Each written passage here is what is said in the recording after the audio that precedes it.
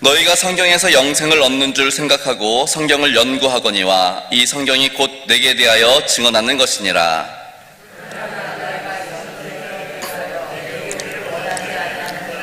나는 사람에게서 영광을 취하지 아니하노라.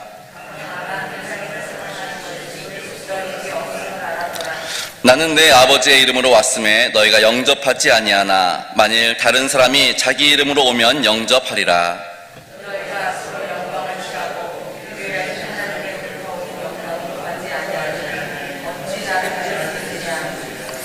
내가 너희를 아버지께 고발할까 생각하지 말라. 너희를 고발하는 이가 있으니 곧 너희가 바라는 자 모세니라.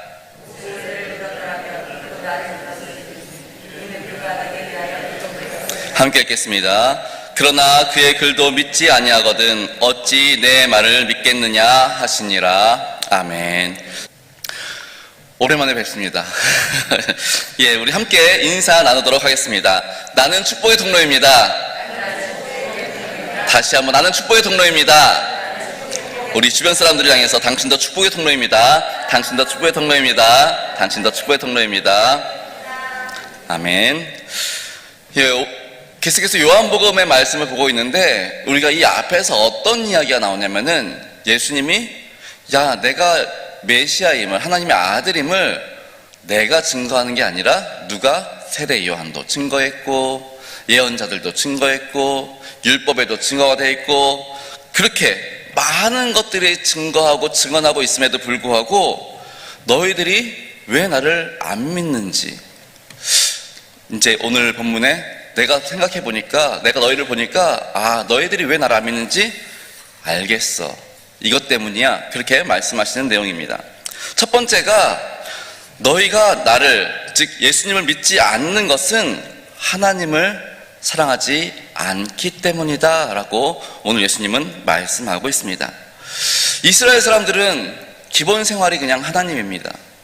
하나님을 위해서 살고 하나님의 말씀대로 순종하려고 하고 율법을 지키지만 예수님이 보니까 그들의 그러한 모습들 속에 정말 하나님의 영광을 위한 것이 아니라 자신의 유익을 위해서, 그리고 그 율법을 지키면서 남을 판단하기 위해서, 내가 좀 더 낫다라는 그런 생각을 갖기 위해서 결국은 하나님을 사랑하는 게 아니라 자신을 사랑해서라는 것들을 예수님은 말씀하고 있는 것입니다.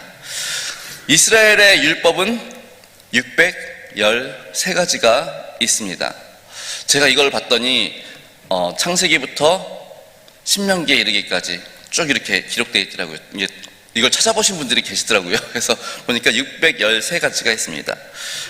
근데 그 가운데 너희들은 이런 거 절대로 하지 마, 이게 365개, 그리고 이거는 반드시 해야 돼, 그 말씀이 248개가 있습니다. 문제는 이 613가지 율법을 지킬 수 있는 사람이 있느냐? 아무도 없다라는 것입니다. 그럼에도 불구하고 사도 바울은 로마서 13장 10절에서 이렇게 말씀하고 있는 것을 볼 수 있습니다. 함께 읽어보겠습니다. 시작. 사랑은 이웃에게 악을 행하지 아니하나니 그러므로 사랑은 율법의 완성이니라. 아멘. 뭐라고요? 율법의 완성은 사랑이다. 그러니까 사랑이 있으면 율법 지킬 수 있다라는 겁니다. 사랑하는데 시간이 없다고요? 사랑하는데 돈이 없다고요? 사랑하면 시간도 낼 수 있고요. 사랑하면은 알바를 뛰든지 해서 돈을 모아서라도 선물을 해줍니다. 우리 연애 해보신 분들은 아시죠? 시간이 왜 없어요? 돈이 왜 없어요? 다 하게 됩니다. 결국 유대인들 마음속에 하나님을 사랑하는 것이 아닌 자신의 이익을 위한 것들로 가득 차 있기 때문에 그들은 율법을 말하고 하나님을 말하지만 그 속은 어떻게든 하나님을 핑계 삼아 자신의 이익을 취하려는 것들을 우리 예수님께서는 말씀하고 있는 것입니다. 그래서 예수님께서는 마태복음 23장에서 서기관들과 바리새인들을 향해서 이렇게 말씀하시기도 합니다. 회칠한 무덤과 같다. 겉은 멀쩡한데, 겉에서 볼 때는 정말 하나님을 사랑하는 것 같고 하나님의 말씀대로 사는 것 같은데 그 안에는 썩어가지고 고약한 냄새가 나는 그러한 모습들이라는 것이지요. 그렇지 않고서야 수많은 증인과 수많은 증거들이 있음에도 불구하고 하나님을 사랑하는 마음이 있음에도 불구하고 어떻게 하나님의 본체이신 예수님을 모르겠느냐, 몰라볼 수가 있느냐라는 것입니다. 결국 하나님을 향한 사랑이 없기 때문에 하나님의 본체이신 예수님을 알아보지 못하고 수많은 증거와 증인들이 있음에도 불구하고 영접하지 않았다라는 것입니다. 오늘날 우리의 모습은 어떤지 한번 살펴보실 수 있길 바랍니다. 베드로는 예수님께서 오셔서 묻지요. 네가 나를 사랑하느냐? 그때 베드로의 대답이 내가 주님을 사랑하는지 주께서 아시나이다. 정말 우리의 가슴 깊은 곳에서, 우리의 마음 깊은 곳에서 우리도 이러한 답을 할 수 있는지요? 그것도 한 번이 아니라 3번씩이나 똑같은 질문을 했을 때 똑같은 답을 할 수 있을까요? 이러한 답을 하실 수 있는 우리 일사명성교회 성도님들 되실 수 있기를 바랍니다. 두 번째는 왜 예수님을 안 믿나 봤더니 아버지의 이름으로 온 나는 영접하지 않으면서 다른 사람이 자기 이름으로 온 사람들은 영접하기 때문이다 라고 말씀하고 있는 것을 보게 됩니다. 성경을 보면 수많은 선지자들이 하나님의 이름으로 왔지만 그 선지자들은 멸시하고 외면하고 오히려 가짜 선지자, 거짓 선지자들의 말은 잘 들었던 것들을 보게 됩니다.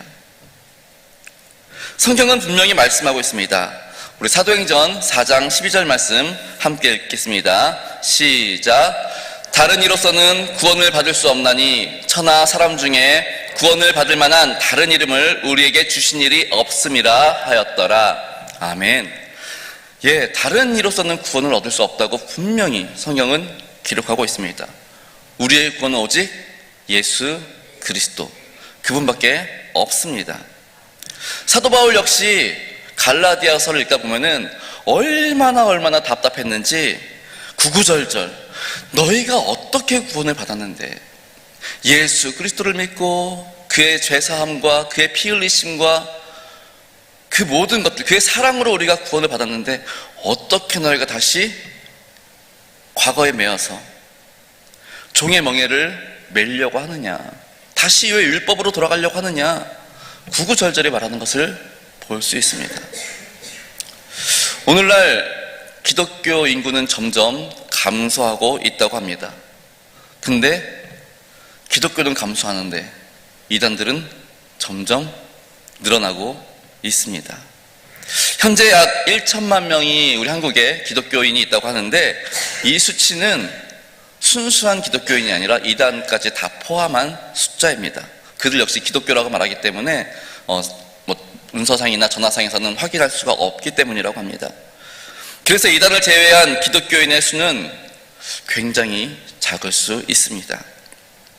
그런데 왜 한때는 기독교 인구수가 막 1300만, 1400만 그러다가 점점 이렇게 줄어들고 있는 것입니까? 하나님의 말씀을 바르게 선포하는 교회는 따분하고 재미없고 너무 편협하다고 말을 합니다. 조그만 실수에도 욕을 먹는 반면에 이단, 교주는 열렬히 박수받고 또 막 뭘 해도 환영받는 모습들을 보게 됩니다. 인간들의 무지 때문이지요. 예수님께서는 지금 이 얘기하는 겁니다. 내가 아버지의 이름으로 왔는데 내가 너희를 구원할 메시아이고 너희들이 기다렸던 구원자인데 그럼에도 불구하고 너희들은 나를 믿지 않고 오히려 거짓 선지자들, 그 사람들을 믿고 따른다. 그래서 너희들이 나를 믿지 않는다라고 지금 말씀하고 있는 것입니다. 세 번째로 왜 예수님을 믿지 않나 봤더니 유대인들은 하나님의 영광을 구하지 않고 서로의 영광을 취하기 때문이다 라고 오늘 본문은 말씀하고 있는 것을 보게 됩니다. 서로를 위해서는 너무 칭찬을 잘합니다. 정말 박수 쳐주고 너무 서로를 위해서는 잘해줍니다. 근데 정작 하나님을 위해서는 그렇게 하지 못할 때가 너무나 많다라는 것이죠. 먼저 하나님께 영광을 돌리고 그리고 나서 하나님께서 우리 가운데 이 놀라운 일을 행하셨습니다. 그 일에 도구가 되신 당신 축복합니다. 그렇게 박수를 쳐주고 그렇게 인정을 해줘야 되는데, 하나님은 제껴놓고 우리끼리만 서로 칭찬하고 환영하고, 그러한 모습들 속에서 어느샌가 예수님은 없어져 버렸다라는 것이죠. 그렇게 인간들끼리 서로 당신은 정말 율법을 잘 지킨다며 높여주고 또 높임받고 그러는 동안 하나님은 푸대접을 받았다라는 것입니다. 그래서 이러한 일들이 반복되다 보니 예수님을 믿지 않게 되었다라고 오늘 예수님은 말씀하고 있는 것입니다. 그런데 오늘 본문을 읽어보면 재미있는 부분이 있습니다. 왜 그러면은 예수님께서 이러한 이야기를 하셨을까? 유대인들을 고발하기 위함입니까? 아니요. 오늘 본문 45절 이하의 말씀을 보시면, 나는 너희를 아버지 하나님께 고발할 생각이 없다. 너희를 고발하는 사람이 따로 있는데 내가 아니라 너희들이 기다리는 모세다 라고 말하고 있는 것을 볼 수 있습니다. 아니, 모세가 왜 이 사람들을 고발할까요? 우리 신명기 31장 19절로 22절 말씀을 보시면 제가 쭉 읽어드리겠습니다. 그러므로 이제 너희는 이 노래를 써서 이스라엘 자손들에게 가르쳐 그들의 입으로 부르게 하여 이 노래로 나를 위하여 이스라엘 자손들에게 증거가 되게 하라. 내가 그들의 조상들에게 맹세한 바 젖과 꿀이 흐르는 땅으로 그들을 인도하여 들인 후에 그들이 먹어 배부르고 살찌면 돌이켜 다른 신들을 섬기며 나를 멸시하여 내 언약을 어기리니, 그들이 수많은 재앙과 환난을 당할 때에 그들의 자손이 부르기를 잊지 아니한 이 노래가 그들 앞에서 증인처럼 되리라. 나는 내가 맹세한 땅으로 그들을 인도하여 드리기 전 오늘 나는 그들이 생각하는 바를 아노라. 그러므로 모세가 그날 이 노래를 써서 이스라엘 자손들에게 가르쳤더라. 아멘. 신명기는 이스라엘 백성들이 40년 동안 광야 생활을 마치고 이제 요단강을 건너서 가나안 땅으로 넘어가기 직전에 새로운 세대들이죠. 그러니까 출애굽했던 세대들이 아니라 광야에서 태어난 세대들, 또는 출애굽 당시에 아주 어린 아이들, 아직 율법을 잘 몰랐던 아이들, 그런 다음 세대, 이 세대들을 향해서 지금 모세가 마지막 가르치는 내용입니다. 그런데 가르칠 게 너무 많잖아요. 너무 많다 보니까 이거를 일일이 다 가르치려면 시간이 많이 걸리고, 또 이거 언제 다 외워요. 그래서 뭘로요? 노래로 만들어서 이제 가르치기 시작합니다. 그래서 그 노래를 부르면 어느샌가 율법을 깨닫게 되고 그 율법을 기억하게 되는 것이지요. 결국 이스라엘 백성들이 예수 그리스도를 믿지 않고 하나님의 섭리를 깨닫지 못하고, 이 모든 것들이 누가 고소하는 것이다? 모세가 고소하는 것이다. 너희들이 계속 노래 부르고 있지 않냐? 너희들이 계속해서 그 율법을 되뇌고 있지 않냐? 근데 너희들은 그 율법을 따르지 않고 말씀대로 행하지 않는다라고 말하는 것입니다. 결국 모세의 그 노래가 증거가 되어서 하나님의 심판을 받아도 꼼짝 못하도록 했던 것이죠. 그러니까 유대인들은 결국 모세의 고소를 당하고 있는 것입니다. 그러면 예수님께서는 지금 자신의 영광을 위해서, 정말 사람들이 나를 알아봐 주기 위해서 지금 이런 말씀하고 있는 것입니까? 41절에 보시면 예수님께서는 사람에게서 영광을 취하지 않는다라고 말씀하십니다. 사람에게서 영광을 예수님은 사람들이 자신에게 영광을 돌리지 않아도 좋다고 말씀하고 있는 것입니다. 지금 예수님께서 이 말씀을 하신 가장 큰 이유는 답답함. 지금 당신의 생명을 우리를 위해서 오셨는데, 주시기 위해서 오셨는데, 우리의 구원을 위해서 이 땅에 오셨는데, 오히려 유대인들은 그 빛이신 생명이신 예수 그리스도를 멀리하고 멸시하고 찾아오지 않는 그러한 안타까운 가운데 지금 말씀하고 있는 것입니다. 우리 자녀들 키워보셨잖아요. 자녀들 키워보면서 답답할 때가 언제예요? 정말 중요한 거 있는데 내일 시험이래, 중간고사래요. 막 그 내일 시험인데 공부는 안 하고 게임하고 있어. 공부는 안 하고 뭐 오늘 시험인데 막 어제 우리 김창 목사님 말씀하신 대로 눈물의 영 마지막 회라고 꼭 봐야 된다고 막 시험인데 그거 보고 있어요. 그럼 부모 입장에서 어때요? 답답하죠. 야, 그거 뭐 나중에 다시 봐도 되는데 그걸 꼭 지금 봐야 돼? 내일 시험이 더 중요한데. 지금 예수님은 그러한 마음으로 우리에게 말씀하고 있는 것입니다. 사랑하는 우리 일산명성교회 성도 여러분, 이렇게 안타까워하시는 예수님을 왜 많은 사람들이 모르는 것입니까?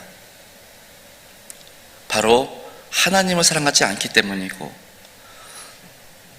예수님의 이름으로, 자신의 이름으로 온 예수님은 멀리하고 이단 그쪽으로 빠졌기 때문입니다. 또한 하나님은 뒤로한 채 자신들의 업적만을 내세우는 우리의 모습 때문이라고 예수님은 지금 우리에게 말씀해 주십니다. 주님의 말씀을 통해 우리 자신의 모습을 다시 한번 돌아보실 수 있기를 바랍니다.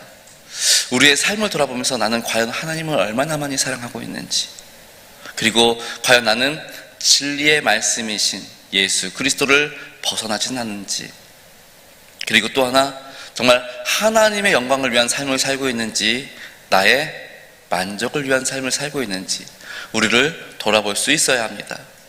더 나아가서는 우리가 다음 세대들에게도 이거 가르쳐야 합니다. 우리 자녀들이 왜 믿음에서 벗어납니까? 똑같은 이유라는 겁니다. 우리 자녀들에게도 하나님을 사랑할 수 있도록, 예배에 집중할 수 있도록, 그리고 다른 이단 또는 잘못된 가르침에 빠지지 않도록 옆에서 봐줘야 되겠고요. 마지막으로는 자신의 이익과 자신의 영광이 아닌 하나님의 나라와 하나님의 의를 위해서 하나님의 영광을 위한 삶을 살아갈 수 있도록 계속해서 옆에서 말씀으로 가르쳐 줄 수 있어야 한다는 것입니다.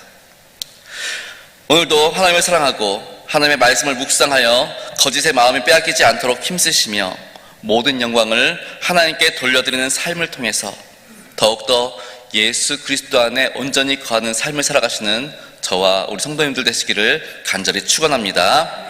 기도하시겠습니다.